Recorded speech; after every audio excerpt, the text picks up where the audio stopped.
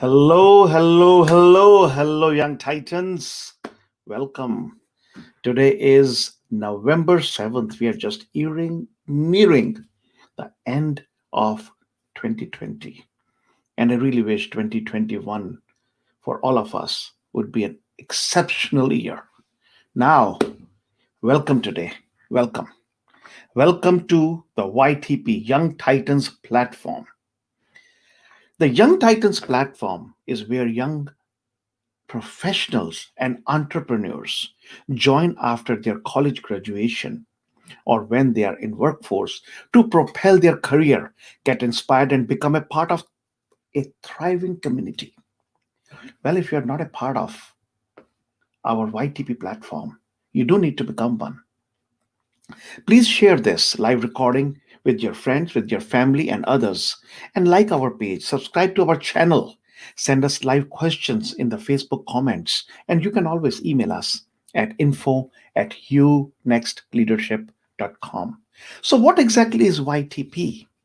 YTP fills in the gap from what you know and what you need to know for you to succeed.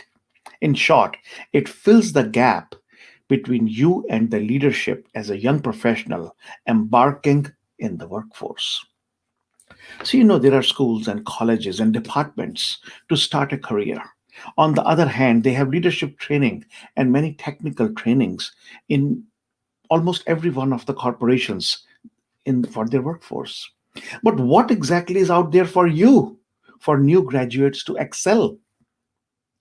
What is out there to find the best career? Or once you have started the career, where do you want to go now? How to grow? See, there is a gap here. And that is the gap that we are trying to fill. I've seen plenty of people who are right now indecisive of their career path or very much confused. So, in our platform, we bring in various speakers or panelists each week, and they come with a different background. Often, they are very high achievers, and sometimes we even have young generation achievers to show you and teach you what you can do at your stage where you are to excel in your profession, career, or your entrepreneurship. Now, there is nothing like this that exists out there. So please share with people. Let them come board and learn from what we are teaching you. Because what you will learn from is the mistakes that we have made to shorten your curve.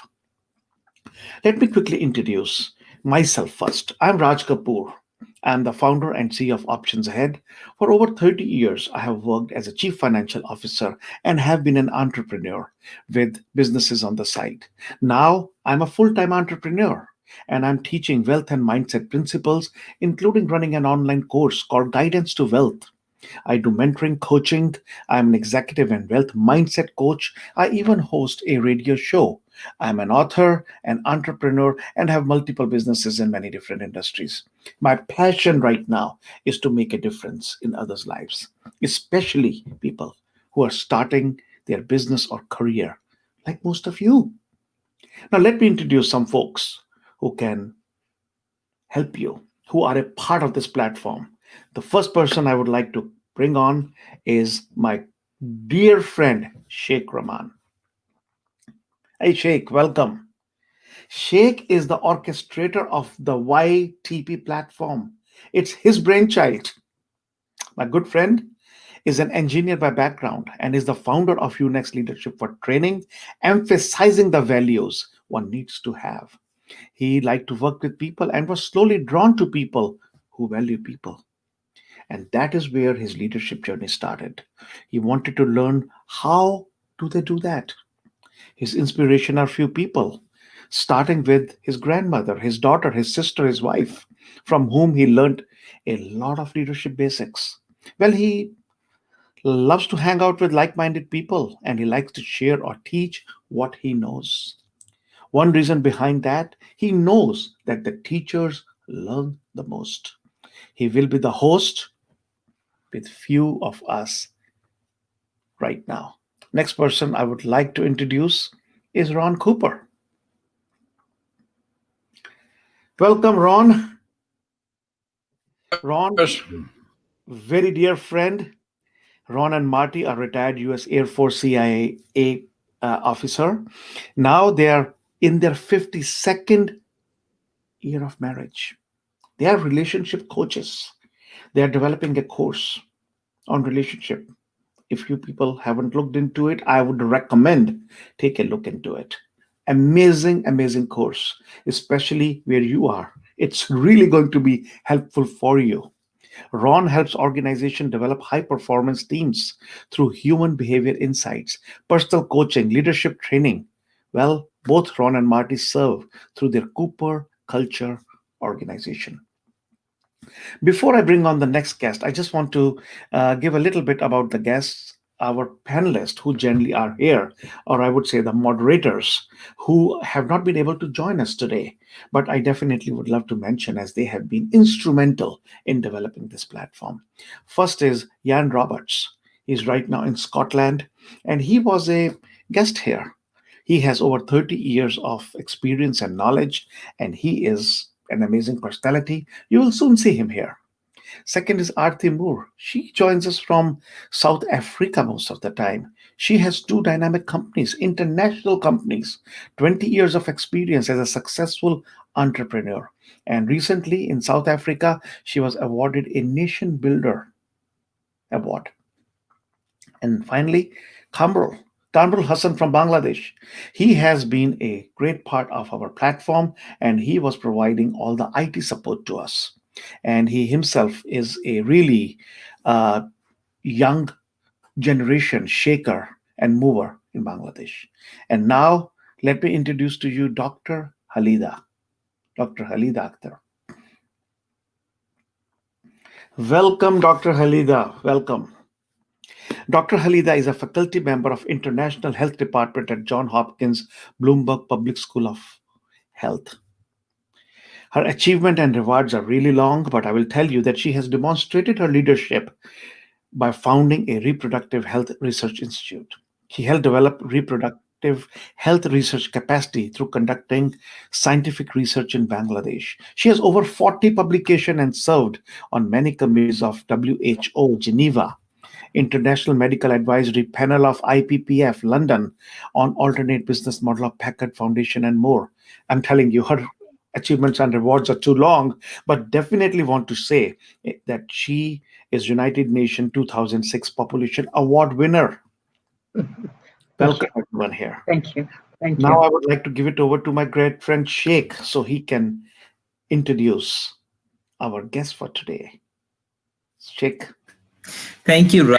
First of all, the wonderful and short introduction by Raj, the best possible words that can be used. Thank you so much. And if we wanted to just introduce ourselves, it's going to be a long while. So instead, we're going to get into our subject of today's discussion, which is the career transition and the inner drive, where what you can do using those and your aspiration. And we have some the best of the best examples in young generation. They're young couple with the family and with their kid. They're building their career and growing fast. And how they did it, what they did, that's what we're going to discuss today. So in order to do that, we have two speakers today. We're going to bring them up if we can do that. And then Afsana Akhtar and Jeff Seon. And then we're going to get Dr. Halida, who will actually introduce Afsana Akhtar. And then I will come in and introduce Jeff properly, and we'll get started in our discussion. Please, Dr. Halida, if you want to take over. Thank you very much, Sheikh. And thank you very much, Raj, for a great introduction. My greetings to the young titans from Baltimore, and good afternoon. It is definitely a great pleasure and privilege for me to introduce today Engineer Afsana Akhtar, a digital health expert. Afsana is currently the Chief Growth Officer of KIO, is the name of the company, which provides digital health solutions for musculoskeletal conditions. So it's muscle and skeletal conditions. Afsana has over 20 years of experience across tech and digital health in developing and commercializing innovative solutions and services. Afsana is passionate about building digital health companies and empower consumers while also improving the quality and affordability of care. Afsana is also co-founder of Skin IQ, a company which uses artificial intelligence, AI, and machine vision to help people better manage their skin conditions. Prior to that, Afsana was founding chief commercial and product officer of Realize Health, which uses artificial intelligence and clinical recommendations to enable early detection and prevention of serious health events. Previously, as Vice President of Health Plan Strategy and Sales at Livongo Health, Afsana brought the company's diabetes solution to millions of members via large health plans and employers and established reimbursement pathways. The company achieved an IPO in 2019. Prior to those positions, Afsana has held leadership roles at Medulin, Mazu Networks, and Cisco Systems. Afsana has Bachelor of Science and Master of Engineering degrees in Electrical Engineering and with Computer Science from MIT, with a minor in Economics. She serves as the co-chair of the Healthcare and Life Sciences Forum of the MIT Alumni Organization of Northern California. She lives with her husband and daughter Amani in Mountain View, California, and mentors many professionals in career transition and growth. Afsana was recognized by MIT Women to Watch in their 5th annual recognition of 10 women who are shaping the future of innovation in New England in 2008. Her announcement articulated as a passion for inspiring innovation, Afsana is a force in consumer adoption of healthcare IT. At this point, I must mention that Afsana is from Bangladesh, and I would like to welcome Afsana to share her life stories to the young titans. Welcome, Afsana. Thank you very much. Thank you for a lovely introduction, and it's really an honor for me to join this forum this morning. Thank you. Okay, so let me introduce Jeff here now. So Jeff Seon, he is also an entrepreneur in mind. He's an entrepreneur in AL, Digital Health and Globally Distributed Software Delivery. If I can read all the acronyms and everything properly, let me try that. Jeff Seon is the founder of managing partner of Studio Ixora, IXORA, a venture studio focused on applying explainable to AI, artificial intelligence to in industries such as finance and healthcare. Jeff is an entrepreneur technology leader with 27 years of experience, inclusive of 15 years in globally distributed software delivery, digital health, and 10 years of hands-on experience with various artificial intelligence approaches and technologies. Prior to founding Studio Ixora, Jeff, you'll correct me later on if I'm making any mistake here in pronouncing. Jeff spent 15 years of assembling, advising, and leading multiple teams that have created 7 digital health and 10 AI new ventures. Before that, he also had spent 5 years at Sapient, where he grew an office in India to 700 people and received the 2002 Sapient Founders Award. Jeff holds master's and bachelor degrees in electrical engineering and computer science with a concentration in artificial intelligence from MIT, as well as MBA from Harvard Business School. He is originally from Trinidad Tobago, but I would like to invite Jeff Seon. Thank you very much for having me. Look forward to the discussion. Okay, wonderful. So I guess we can get started with some questions, Afsana, if that's what you guys wanted to do.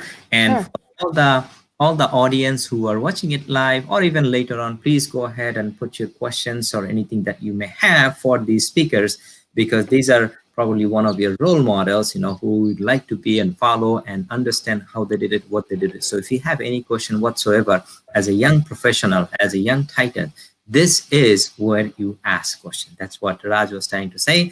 And at the same time, you would know there are many, many young professionals who are being mentored by all these other co-moderators and hosts of this YTP platform. And that's what we try to do. We try to bring in the two different parts of our society today, which is the mentor or who have already done it, and they are helping and mentoring others, and the young professional who you need the help to grow your career, or if you have any ambition, aspiration, where you want to go and make less mistakes. So here we go. The first question that I would like to ask, can each of you describe your childhood up to your completion of education, such as, master's or bachelor's, and can you share during that phase of life, what were some of your defining moments and people, situation that influenced you, who influenced you for you to be who you are today? Afsana, if you'd like to get started, that'd be wonderful. Sure. Thank you again. And yes, I will echo the sentiment that, we are here to support and offer the benefit of our experience to the young Titans. So please do ask any questions that come to mind. No question is wrong or too small to ask. So please do submit your questions. We will also stop and answer them along the way. I'll just start by saying, I love these opportunities to talk about my childhood, my past. It's a great opportunity for reflection for me, but also very rewarding to know that if it can be of help to anybody, that's great. So I'll start by mentioning I was born in Bangladesh. I'm Bangladeshi, but I had the great privilege of growing up in multiple countries. So the first 5 years of my life were in Bangladesh. Surrounded by, to the degree that I can remember, surrounded by my immediate family and a larger family of aunts and uncles. And then my immediate family, my parents, myself, my sister, we migrated to the US when I was age 5, because both of my parents came to the US to do their higher education, their doctorates. My mother was doing a doctorate in public health. My father was doing a doctorate in engineering. And so, we came to actually Baltimore, Maryland. And I remember, though, that part of our life, while it was extremely enlightening, was quite a struggle, because as you can imagine, coming into the US as a family where the parents are graduate students, it's a tough life. Doing a PhD is very intense work. And then on top of that, watching a family and a young child, such as myself. So my sister watched me. She was 6 years older than me. So she watched me. And then, so that was a 3 to 4, 5 year period. And then my mother did her postdoc at the CDC. But then we decided to go back to Bangladesh after my mother completed her doctorate and postdoctoral work, because she worked in public health and really wanted to make that impact in Bangladesh. So at the age of 9, we went back to Bangladesh. And what was very interesting is, when I first came to the US, I hardly knew any English. But then when I went back to Bangladesh, I hardly knew any Bengali. So, the brain gets wiped clean very quickly at that age. And so at age 9, going back to Bangladesh and having to learn the language, learn the culture, learn the system, it was quite a shock. But I managed and was there for several years. But then we came back to the US when I was in the 5th grade. And we were in the US because my mother was, she had an opportunity to work at the World Bank and have a very strong global impact there. But then by the end of the 5th grade, we went back to Bangladesh because she had yet a wonderful opportunity to lead an organization in Bangladesh. So as you can see, there was a lot of back and forth in my early childhood. So between the age of 5 and 19, we had switched continents 5 times. And while that was certainly challenging on many fronts, in particular, the educational systems are so different between the US and in Bangladesh. I went to English medium schools in Bangladesh because my language was not strong enough to go to Bengali schools. First, I went to Dhanmondi Tutorial for a few years, and then I went to Scholastica from 5th grade to the 12th grade.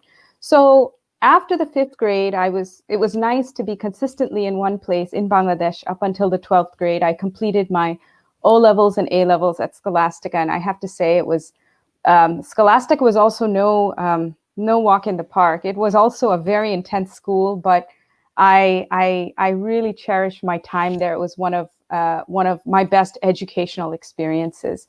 And then one thing I'll mention is throughout my time in Dhaka and at Scholastica, I did many things in addition to my academics. I did art, I did music, I did some modeling. I was very active with the yearbook. So I did a lot of things even outside my academics. And when it was time to apply to universities, this was back in 1993, 94, before all these private universities had come up in Bangladesh. So my options within Bangladesh were very limited. It was either BUET or Dhaka Medical College or Dhaka University. And they were not very accepting of O levels and A levels. So I applied abroad, and my father was in the US at the time. So I applied only to schools on the East Coast because that's where my father and my sister lived. And I had no idea where to apply. So I applied to 18 colleges in the US, pretty much whatever was in the guidebooks. And I got the applications and applied. I took my SATs, et cetera. And I got into many colleges, but MIT was the first to accept me, and they gave me a very good financial package. And so I went to MIT. I had never stepped foot in Boston before that, but I was excited. I was also very keen on, I really liked science. I was a little bit of a math and science geek. So I liked the idea of going to a very technical engineering focused university. So that's what brought me to MIT. And then I did my undergraduate there. I chose to study engineering. My father's an engineer. I'm sure that was one inspiring factor. And then I decided to stay and do my master's all at one stretch because it was efficient. And that really brings me to the end of my education. What I will say is a couple of things along the way, like as Mr. Rahman asked me, what in that period of almost 18 years, it really does define who I am today. And I'll say the biggest things I think that defined me was the fact that I grew up in those two cultures. Really, it was half and half at that point. Half of my life in the US, half in Bangladesh.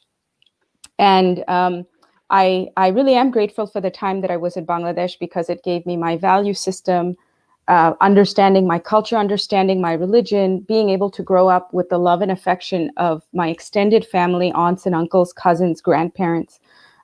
Really wonderful there.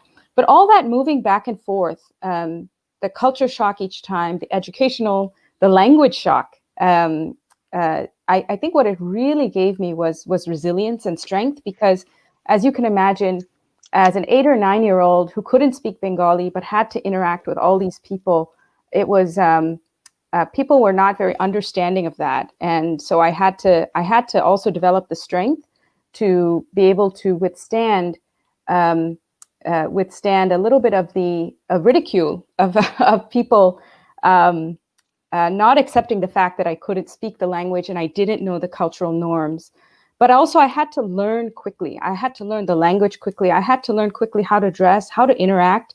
In Bangladesh, how you address your seniors is different from how you address younger people. And if you mess that up, people get really upset. So I learned very quickly that you can't mess that up. It made me adaptable, it made me resilient, and it forced me to learn very quickly. When I left the US in grade 2, I was just starting to learn multiplication. When I was taking admission exams for Bangladesh for class 2, they were doing long division. So I had a lot of material to cover in just 1 to 2 months to take those admission exams. And my family helped me with that. So that was, I think, something I carry for the rest of my life: the resilience, the ability to be different and not feel ashamed of that, rather to take pride and strength and courage in being different, and knowing that I have to adapt, but again, it's okay to be different.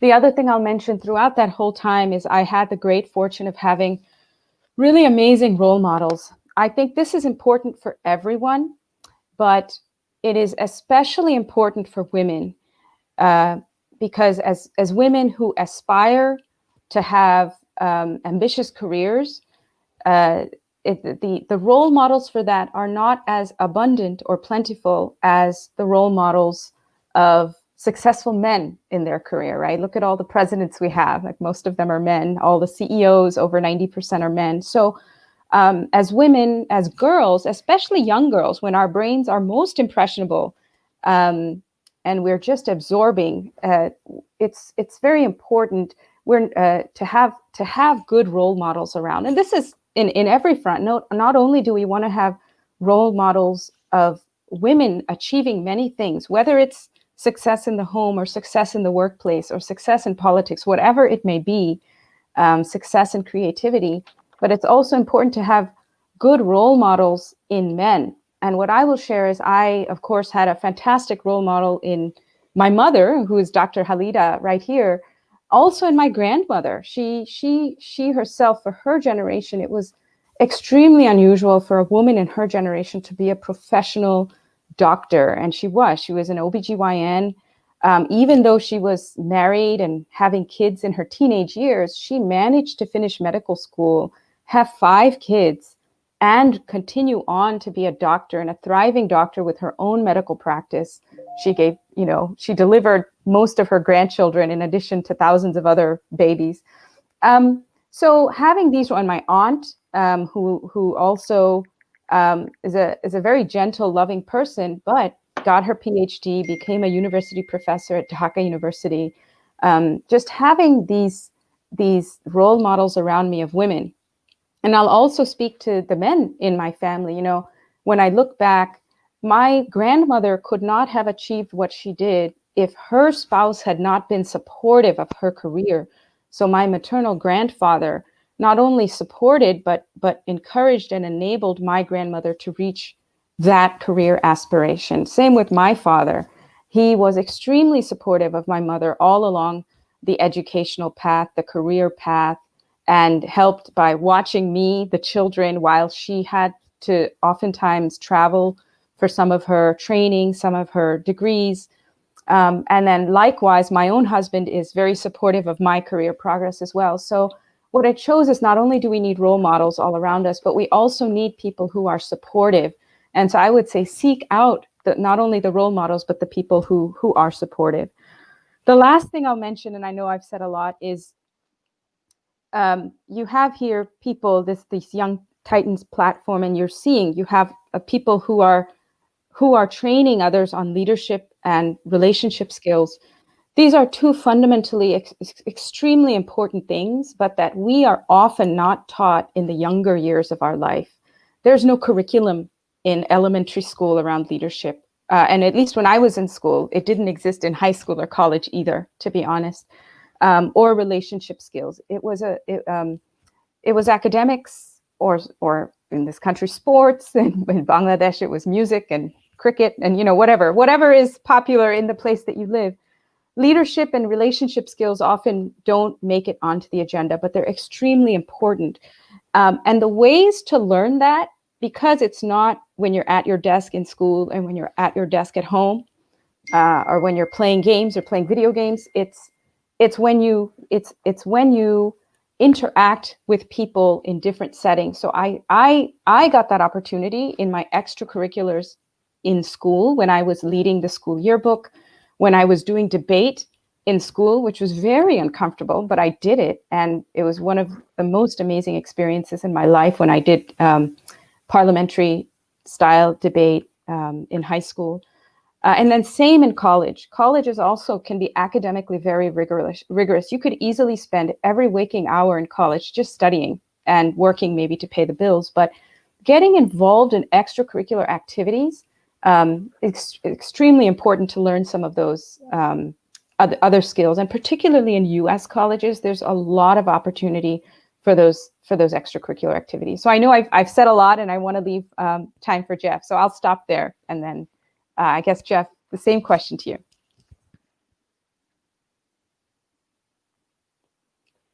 Sure. Hi, everyone. And I just want to re-emphasize a point that Asana made, which is it's important to have role models. I appreciate all of you guys having us and doing something like this. Hopefully we could be some sort of guidance for you guys as you pursue your own careers.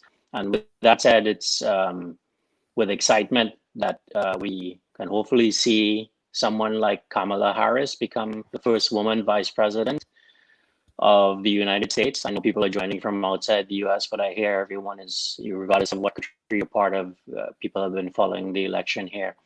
For those who don't know that where Trinidad and Tobago is or what it is, which is where I'm from, you know, even though her heritage is from Jamaica, Kamala Harris looks like what Trinidad and Tobago looks like. So we're just happy to have someone represent what our country looks like and has looked like for the last 60 years of independence. In terms of what has influenced my childhood, and I'll be very brief and happy to answer questions, which hopefully will come in. There are three things that really are the dimensions that I feel can be highlighted here to share with you guys. The first is music. I had an early exposure to music. I obviously come from a country which invented steel pan, the only acoustic instrument invented in the 20th century.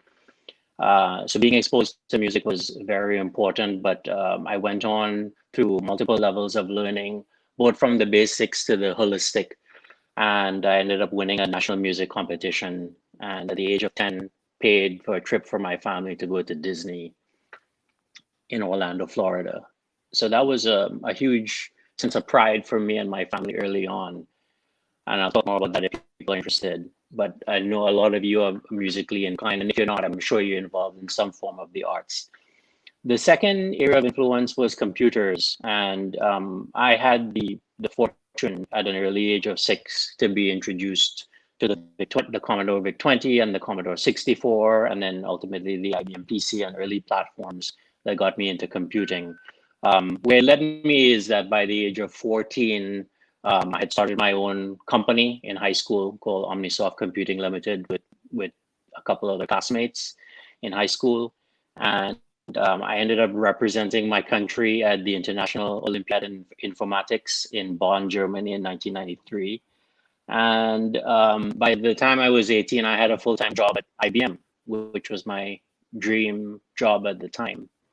And that was because of early exposure to something that I had the good fortune and good luck of being exposed to. The third dimension that influenced me early on was entrepreneurship. And so I was exposed to family businesses. My family ran a grocery store and a liquor store. We call it a rum shop.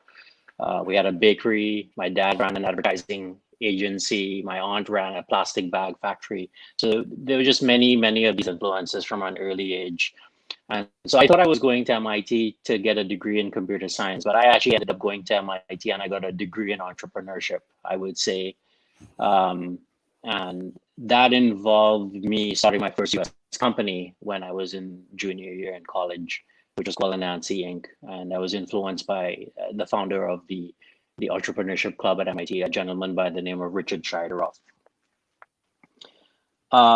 So, you know, my accomplishments in being involved in 30 technology companies and about 10 digital health companies over the course of the last several years is really, it comes from a foundation in having that early exposure. When I graduated from Harvard Business School, I was one of a handful of people to start my own company, and I'm actually still one of the few from the class who has not relied on an employer of some form to provide for me. My last job was in 2003. Last job was in 2003. And, you know, when I turned down an invitation to the MIT PhD program, you know, graduating from MIT, it was in the hopes of becoming part of what was happening in the late 1990s. And so I think just to share the types of lessons that these dimensions have opened up for me, which I encourage you to think about in terms of how other aspects of your own life might have influenced you. For me, music was about scarcity. My family was very poor and we didn't have the money to buy musical instruments. I happened to have a guitar. Guitars are cheap and commonplace, but I didn't have a piano. The guy across the street had to teach me how to play a keyboard and how to tune the guitar and all of that. When I learned piano, I didn't have a piano. I had to imagine what a keyboard looked like and figure out where the sharps and where the black keys were and why they were arranged where they were, and figure out how to play without actually having a keyboard. I wasn't allowed to touch the piano at school because I wasn't from the privileged class that paid for piano lessons or could afford to pay for it. And so scarcity is really something where if you could pick up the encyclopedia and read it and learn it, it will teach you something else later on in life. And that's what I was forced to do in learning music. And it taught me the type of academic discipline that allowed me to succeed later on in fields which are very abstract, such as computer science. Because if you can think about something in your head and figure out how it works before actually having to touch it, you can accomplish quite a bit without having access to tons and tons of resources being thrown at you in order to do the same thing. And I think that's one of the things that differentiates international entrepreneurs from entrepreneurs that grow up with plentiful, and something to keep in mind. In terms of computers nowadays, everyone is introduced to computers. And so I was lucky, but for those of you in the present generation, computers and smartphones are ubiquitous. So you all had exposure probably from an early age. But what you have to focus on is what access did you have to technology or a certain way of thinking that others at your age may not have had? And how could that influence you in what you pursue down the road? So something to think about. And then last but not least, in terms of entrepreneurship, if you're an aspiring entrepreneur, the best way to get started, in my opinion, is to just go get exposure to it. If you can't figure out how to start your own company just yet, then at least go work for a small company. And that will do a lot to helping you move forward with your own dreams of someday owning and running your own business. So let me stop there. Okay, awesome. All right. Yeah, thank you for sharing the questions, your upbringings and everything. So I appreciate that. I don't know if you guys want to go ahead with your questions. Maybe you have any. If I get anything from audience, I'll let you know. For the audience who are watching live, please go ahead and ask any questions you have for Jeff or Afsana or any of the moderators that you feel that you need for your career transition, for your aspiration, for your entrepreneurship. Yeah, let me go, Sheikh. I'll ask a question. But before I ask a question, I just want to thank both of you. You have given a brief, very brief history in few minutes about your childhood and what it shows very clearly. And I would like every single person who is on this platform, a young titan, to understand that it is not a bed of roses. Life is not a bed of roses. Many times, what happens is when you are in difficulties or you are not able to get the way that you want to go, and you see other people who are getting their way, you feel that they are so lucky. But after hearing both Jeff and Afsana, it is very clear that hard work is the key to success. You don't have to be born lucky. You have to create your own luck. That's what the essence of everything is. And both of them have done such amazing things coming from the upbringings, going in different continents with Afsana. I mean, it's wonderful to hear. And I think it's a beautiful learning curve right now. So everybody has such a beautiful place, this platform, where you can learn from people who have done it. But you really know now how they did it. So let me ask a question here. Can you each describe the first 10 years of your career? And what key decisions did you make? Where did you start? How did you learn and develop professionally? What key situations and people influenced your initial professional development? I think that would be something from your first journey to this would really help the young titans. So, Yeah. Jeff, do you want to go first this why don't we time talk since about I went that? first last time? Yeah, I would say, once again, there's three things that I would encourage people to think about as they get into the first 10 years of their professional journey. The first is a support structure inside the company that you're going to work at. When I joined Sapient Corporation in 1998, I had the support of the CEO, Stuart Moore, even though he was a billionaire or about to become on the list of the 12 youngest people in the world with a net worth of $1 billion. I had an internal advocate by way of a career manager who was my project manager by the name of James Kessler.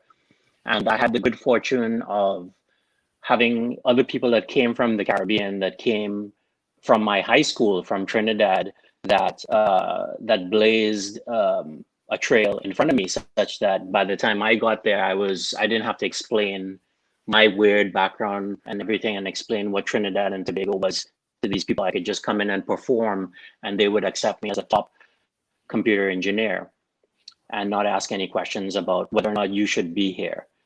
So I was very fortunate to have these people blaze a trail ahead of me. Folks like Anthony Jules, who co-founded Sapient and is never mentioned in the story of Sapient, or folks like Mario Yearwood, who was my classmate who graduated 5.0 GPA at MIT and came from Barbados. These people really helped me in my early days, and they became advocates for me internally. The second thing I would encourage you to have is a mentor structure outside of the company. And we'll talk about why that's important, but you're not going to stay at one company for your whole life, right? This is not Japan, and it's no longer how the world works, right? Here in Silicon Valley, if people change jobs after 2 years, that's a long time. And the world is going to continue to progress towards a model where people move jobs more and more regularly. And the only way that you can accomplish the balance of accomplishing something at any particular company and then figuring out where's your next best move is to have both internal and external advocates. So you have to have the second as well. And for me, I had a number of colleagues who came from different backgrounds and fields, but were close to me as friends and mentors. Some were older, some were my age, but they could point the direction in terms of where I might need to go next, what the next stepping stone might be, and what I might want to consider in order to take the next stage in my journey. And that's helpful because you're laser focused on what's right in front of you. But if you get people bought into the bigger sense of the community that you're part of, they'll help you succeed in that broader context. And the third thing I would say you got to focus on in the first decade is being yourself. I was hired to be a software developer. I did very little software development because I went into my job at Sapient, which was a top IT consulting firm, with the hopes and aspirations to be groomed and trained as a project manager and to learn the business side and to learn general management and to continue my journey as an entrepreneur. But when you're employee number 1100, how do you actually accomplish that? Well, the only way I could do that was to be myself. And I ended up taking a role and leading a team of a couple hundred people out of the 700-person India office. And I had to be myself because, I couldn't show up there and be Indian because our job was to make sure the India office was not built like any of the other Indian competitors. And the only way to do that was not to be American, not to be Indian, but to be something else. And being myself is what got the job done. So that we built a team of really high performers who came from some of the best schools in India.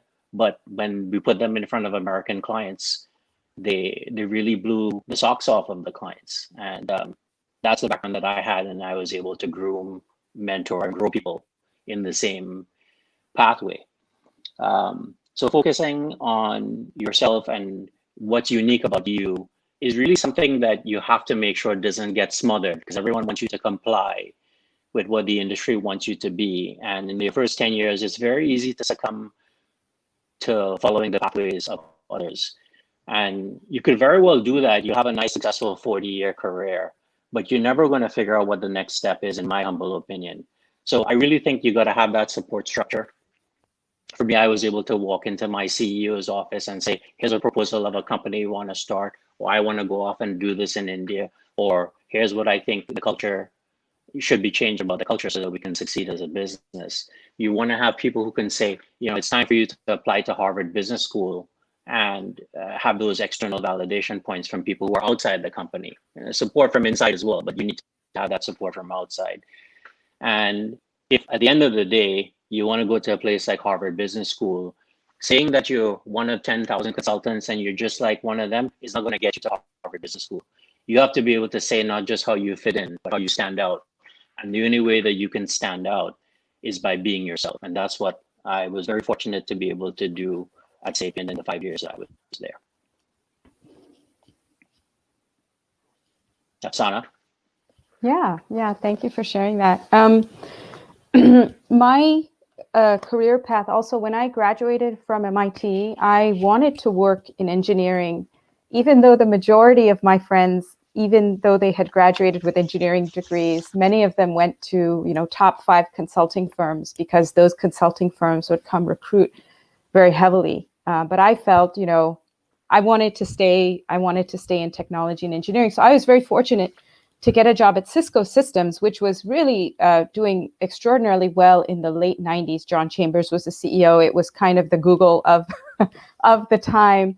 And normally Cisco didn't hire fresh graduates, but I had a friend who lived in the same dorm.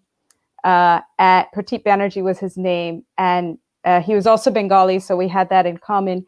And he was a year ahead of me, and he had taken a job at Cisco. And so when it came time for me to seek a job, he recommended me to the group because that group actually wasn't going to come on campus to do interviews. So I ended up getting the job, and I really enjoyed that job. Contrary to most people, I graduated MIT without knowing a lot of data networking. And so my 2 years at Cisco, I became an expert in data networking. So I achieved a lot of depth, but I had an excellent manager. His name was Cardi Castaldi, and he was just very, very supportive,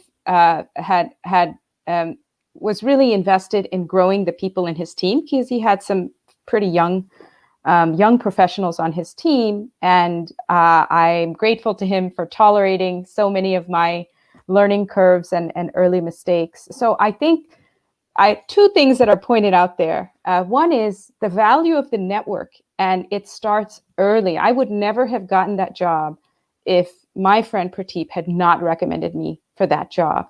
And it was an excellent place for me to start. And the second is having a really good manager, mentor, instructor. Early on, there's so much learning to do.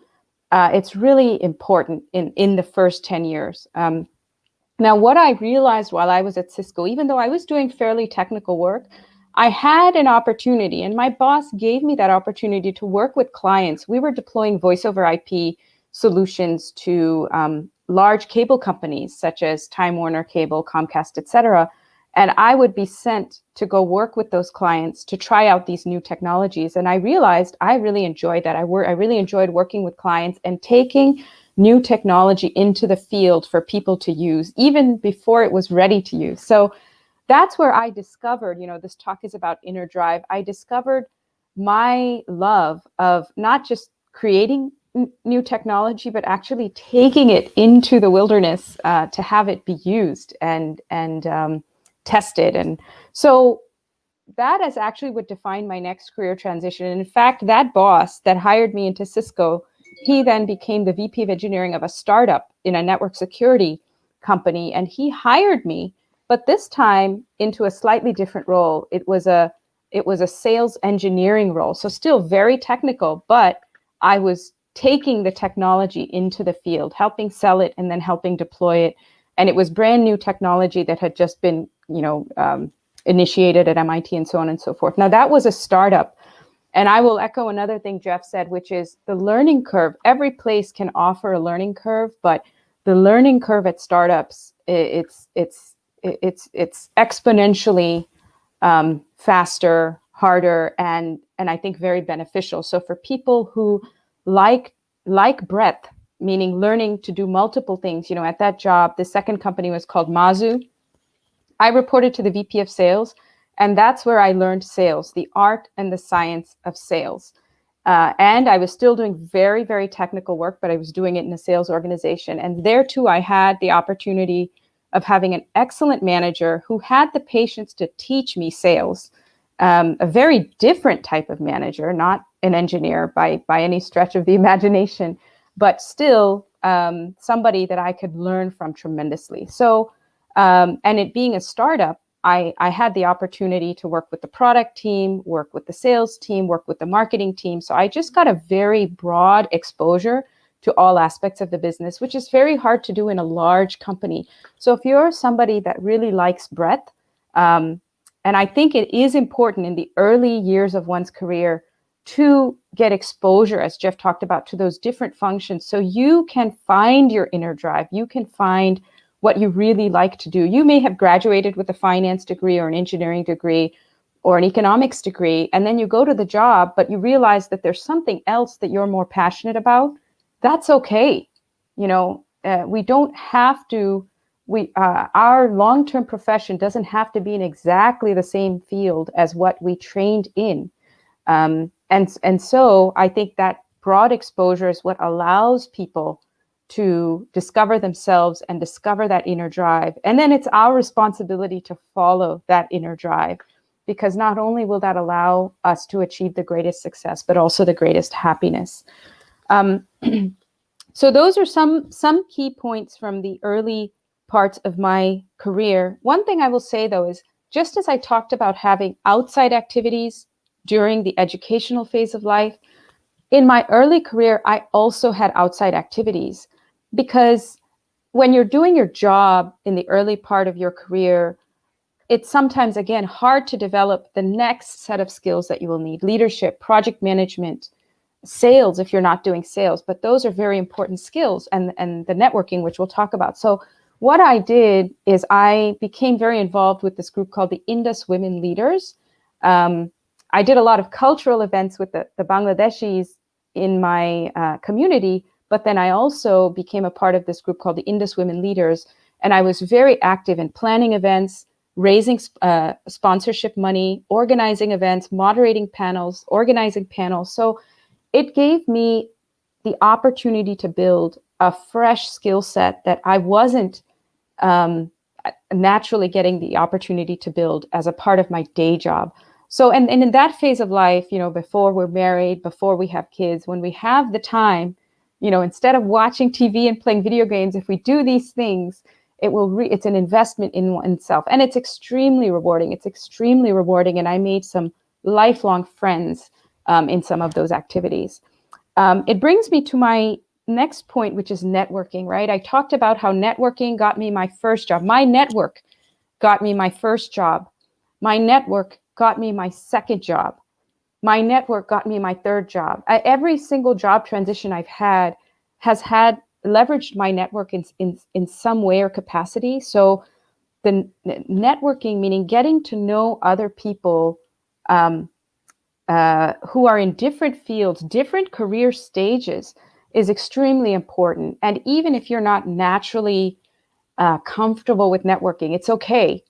Just do it, because the people you're networking with may be naturally comfortable at it, and they will do the hard work. So it's just so important to broaden one's circle, so that if you're seeking new opportunities, you have more windows, more doors of opportunities, and you don't even always have to seek them out. When you have those windows and doors, they will seek you out. They will know you, and they will tap you and say, hey, I'm actually trying to hire, you're an engineer, I'm trying to hire a senior engineer. Would you like to apply for the senior engineer role? Or, would you like to apply for this director of marketing role? And those opportunities allow you to move up and also broaden and even switch companies. So I would very strongly encourage people early in their career to invest a lot of time, and also get to enjoy that networking process. So I'll stop there. No, this is wonderful. I don't know, Raj, what you said. I mean, the things that I'm learning myself. I wish some of these stories were told to me when I was, I didn't have some of this insight. I don't know, is it because of their mentorship they had, their environment, or what it is? Even Jeff, what you said, the only thing I know about the Caribbeans and everything is cricket. And I remember what was his name, I used to follow and stuff, but But having that open mindedness and to learn and all this, that is a big thing, which I didn't have. Of course, the open mindedness, I talk about that all the time. But Raj, I don't know. I have plenty of questions in mind. I want to get to that. But if somebody is not understanding and getting into it after all these stories that we bring in with the achievers, how they do what they do, that'll be, in my mind, that'll be foolhardy if you're not getting into that and understanding that. But Raj, back to you and Ron. I know Ron has been silent for some time too. Well, these are golden nuggets. If you're not listening, I'm sorry. There's something wrong. This is where you learn from. Do you see how things happen in people's lives? This is just incredible. And you see how hard work is the key to success. I had said that before. I'm saying it again. You do need to make sacrifices. Both Jeff and Afsana have made sacrifices. It just doesn't come without any sacrifice. That's a part of life. And as we are hearing, I definitely believe that everybody needs to start making notes here, because these are really important things that you need to understand. What happens is, most of the time when you hear what we are hearing right now, you get that momentum. And once you get that momentum, you start going. But soon enough, this momentum will fizzle down because you'll be busy with other things. That is where your notes become important. But again, go back to this telecast. This will be posted there. You can go and revisit it. Make those notes, follow them again and again. And that is how you can make it like a daily habit of doing things which successful people do, and most of the non-successful people don't do. So Ron, why don't you take over and let's go further with that, please. Thank you, Afsana and Jeff. I'm certain I am verbalizing what a lot of our listeners are thinking right now, that you have each experienced a lot of success. And I'll just verbalize on behalf of the many listeners, congratulations. However, I want to ask each of you something very personal, and it might even make you feel a little bit uncomfortable, that although you have experienced a lot of success, you have likely experienced some sort of failings during your lifetime. I and a lot of our listeners are very curious how you overcame any failings in your life. And you have each mentioned to various degrees support groups, mentoring, networking, and so forth. I'm very curious, maybe Afsana, starting with you, can you define how you overcame any failings in life, possibly any relationships that were integral to help you overcome? And we have the very unique opportunity that Mom is listening to your answers. So don't patronize Mom, but be very honest. Yeah, sure. With us. I no shortage of lessons learned in my life. I think one thing I had to learn, just kind of thematically, one of the downsides of being an accomplished student and getting those good grades and getting into is that you end up being you're just naturally quite competitive, and where I grew up, it was a very meritocratic, academia is very meritocratic. But when I entered the workforce, what I had to learn is being competitive is not well received by your peers. So I had to very quickly learn to stop being competitive and to be more collaborative. Excellence, achievement is still very important, but you can't wear it like a jacket that says, okay, Afsana is just trying to beat all of us and be the straight A student in this job. And so I had to learn that pretty early on. And I think, yes, early on, it did damage some of my relationships when people they didn't want to be around such a competitive person.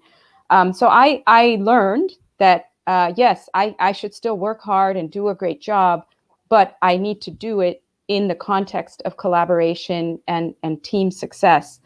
And I also, I learned later in my career the importance of emotional intelligence. And one of the key things there is understanding an environment where it's, yes, it's a very aggressive environment and it's intense environment, and I'm naturally that way. It's okay to be that way. But then when I went to a different job, that didn't work. The intensity, the aggressiveness, the impatience for results and success didn't work. And I had to learn, again, the hard way. Sometimes you lose your supporters and your advocates if you don't adjust to the environment that may not be the same as your last environment. So I think the lesson learned through sometimes a loss, either a loss of a promotion or a loss of goodwill of the people around me, was that we really have to sense and understand our environment. It doesn't mean we don't be ourselves. We continue to be ourselves, but we do have to adjust to the needs and the expectations of our environment. Afsana, very well said. And I'm very interested in what Jeff's response is, but let me just ask you a follow-on to that. Sure. In the context of, I'm going to use the term, someone, maybe one or two friends said, Afsana, you will have to adjust, adapt, whatever term is appropriate. Stop being so competitive and be more collaborative. Were there one or two people with whom you felt you had just a very connected relationship that you felt that what you just said to me was very relational? In other words, a person who was very particularly meaningful to you to help you adapt from being less competitive, still being yourself, but more adaptive and collaborative? Yes, I think the feedback is key, and I had a manager tell me, you're pushing too hard. You're pushing too hard. And I said, well, I appreciate the feedback, but isn't getting this result really important? And they said, yes, it is, but not at the expense of pushing these people so much that they don't want to work with you anymore. Right? So I think that the core of what's being said perhaps is listening to that feedback. First, getting the feedback is really important. Nowadays, you can't take for granted people giving you wholesome, well-intentioned feedback and direct feedback, not like indirect feedback. So getting that direct feedback is really important. And second, being receptive to it, not being defensive, not saying, oh, well, this isn't the right environment for me then. Ultimately, I will say, even after making changes and trying to adjust, I realized that it really wasn't the right environment for me. And so I made a transition, and that's okay too. I think ultimately we try our best, but if something's not right, we have to stay true to ourselves and either just get a fresh beginning or just go to an environment that's a better fit for us. Very, very eloquently stated, Afsana. Jeff, I'm very curious. Have you had any life failings? And if you have, or any disappointments, whatever term you would put to it, how did you handle that? How did you overcome? You've stated in your testimony the importance of support groups and the like. Yeah, I will share a story about when I was at Sapient, how I was turned down for promotion to project manager. But I want to really first reemphasize the last point that Afsana made there, where she was really talking about the importance of having that truth in who you are, despite the fact that you are faced with challenges with the other half of who you are that might be holding you back. And I think what you have to not do, just to reemphasize an earlier point, is you have to not unplug the good parts of yourself in lieu of trying to fit in to the environment. What you have to do is know the difference between what are the parts of you that make you strong, and in fact stronger than others in ways which are valuable to the world, and what are parts of you that just need to grow. So in my particular situation, I was invited. I was not yet a project manager. I was a senior engineer managing a team of 25 people in India. And in India, we had 700 people, of whom 250 were engineers. And we came upon this meeting, which was put on the calendar. I think it was like a Thursday afternoon for 2 p.m. And it was a couple of hours long. And all of the project managers and all of the software architects were like the technical manager counterparts. And a handful of directors were invited to oversee this process, where we would have to band 250 engineers as band 1, band 2, band 3, band 4, or band 5. And we had to put them in this bell curve in order to adjudicate their compensation, their promotion readiness, etc., etc. And we had to do this for 250 engineers, and we had 2 hours on the calendar. At about 10 p.m., which is 8 hours into the meeting, I got angry. And I started to push my colleagues around, because we had some guys who had everyone in their team of 50 people in the top band, every single one of them, not a single exception, because they wanted to play politics, and they felt that if they came in with all their guys and gals in band 5, chances are they'll end up better off than the other teams, which was just not a fair thing. So I opened a can of whoop-ass on some of these guys. Now, some of them were senior to me because they were formerly project managers. Some of them were at my level. They were looking to be promoted themselves.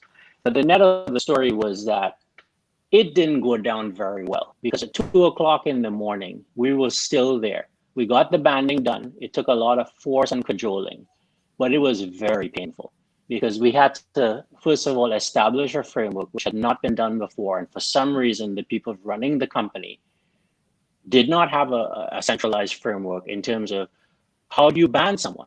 These are the decision makers of all of the projects on the front line of the company.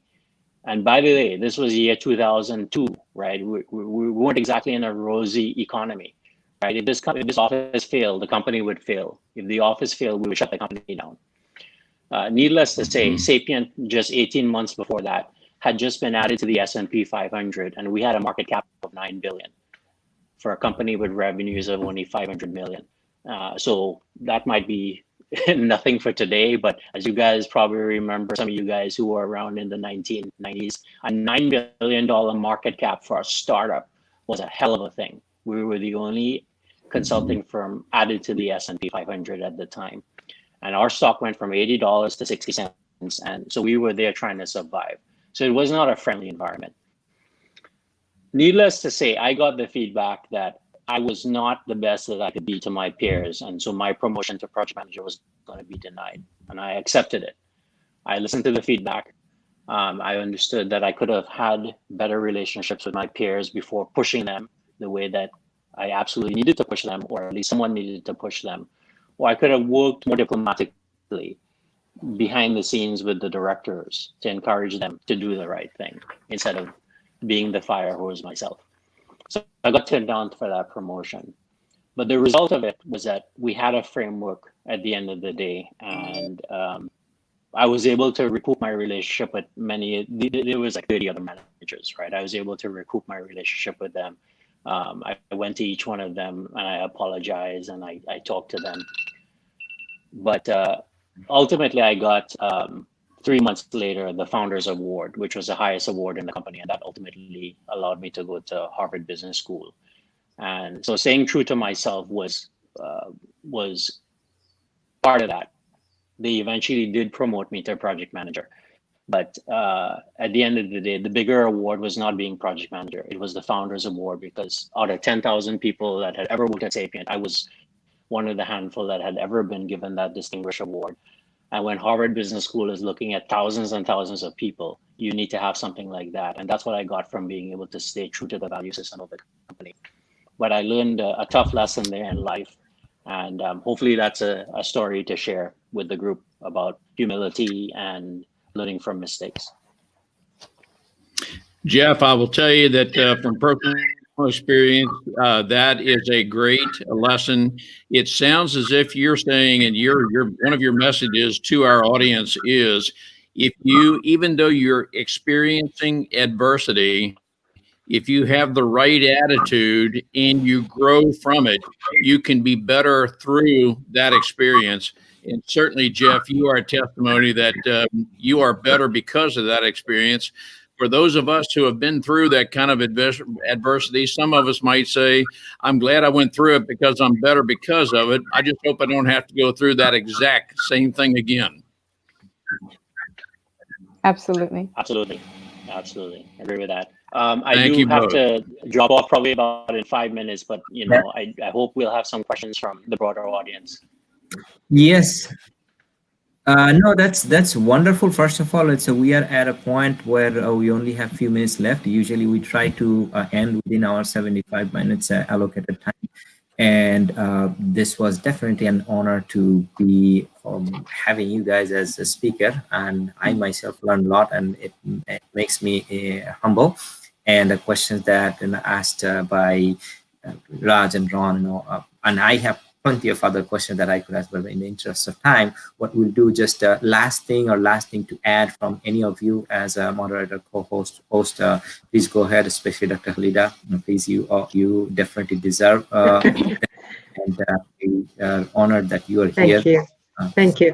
I think it was, I was part of it, so I'm not going to ask those questions, but I think for the young Titans, what are the few advices that you can give?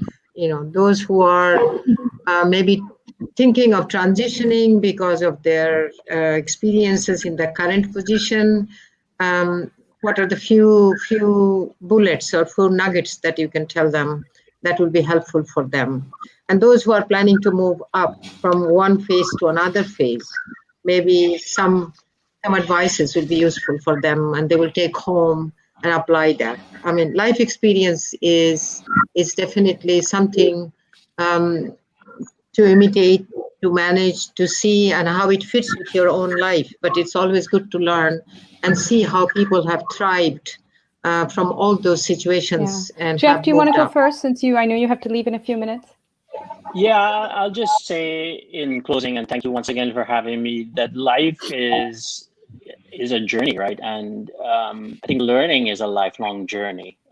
I build and invest in digital health and AI companies. And why do I do that? I do it because I have a love and a passion for where artificial intelligence as a field, as an industry is going, so that we can automate all of the things that make us less human and the rigors of society. And hopefully we can use that as a means of progress to move ourselves as a society forward. And so that's why I'm passionate about AI.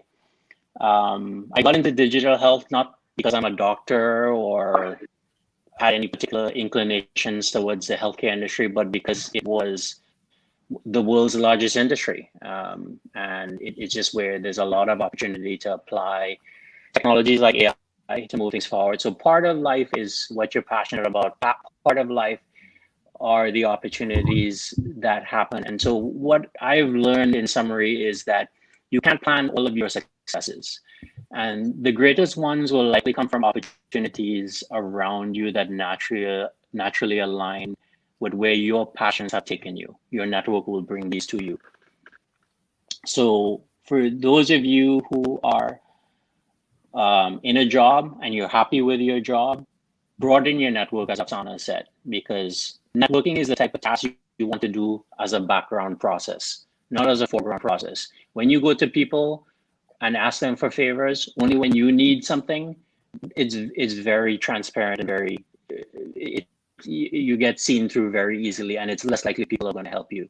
But if you're naturally networking and helping others, because just naturally part of what you're doing as your background process and day-to-day part of who you are, when it's time for you to ask for help, they will be there for you.